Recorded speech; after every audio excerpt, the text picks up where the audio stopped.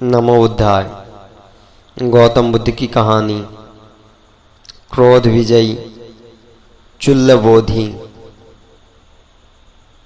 एक बार चुल्लबोधि नामक एक शिक्षित व कुलीन व्यक्ति ने सांसारिकता का त्याग कर संन्यास मार्ग का वर्ण किया।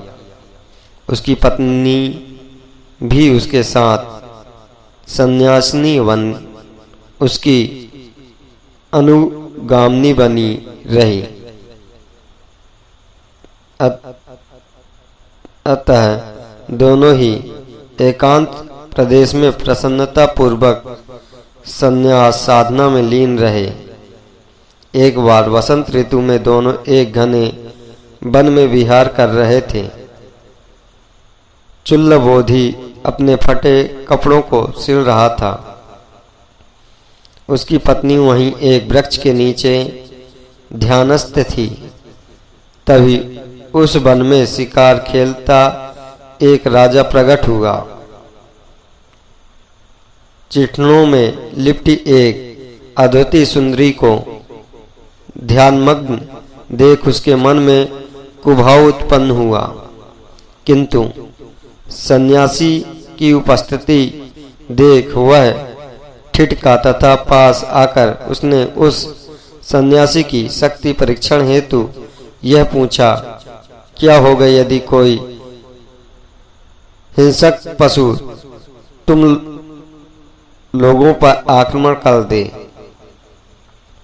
चुल्लबोधि ने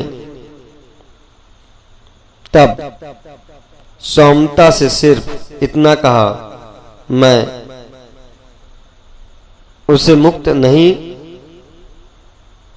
होने दूंगा।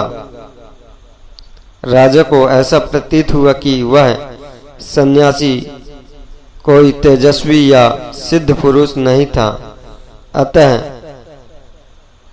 उसने अपने आदमियों को चुल्लबोधि की पत्नी को रथ में बिठाने का संकेत दिया। राजा के आदमी ने तत्काल राजा की आज्ञा का पालन किया। चुल्लबोधि के शांत भाव में तब भी कोई परिवर्तन नहीं आया। जब राजा का रथ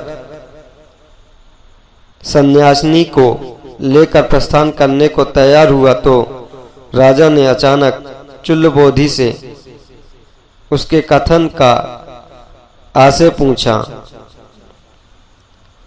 वह जानना चाहता था कि चुल्लबोधि ने किस संदर्भ में उसे मुक्त नहीं होने दूंगा कहा था।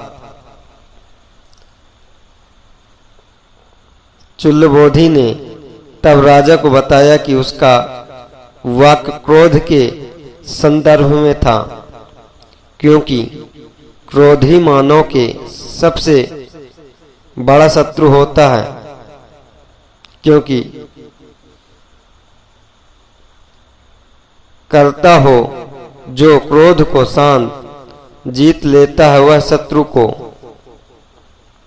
करता हो जो मुक्ति क्रोध को जल जाता है वह स्वयं ही अपनी आग में।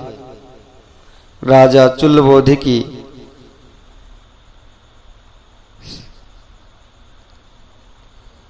चुल्लबोधि की संन्यास साधना की पराकाष्ठा से अत्यंत प्रभावित हुआ। उसने उसकी पत्नी को सादर वहीं रथ से उतारा और पुनः अपने मार्ग को प्रस्थान कर गया। नमो बुद्धाय।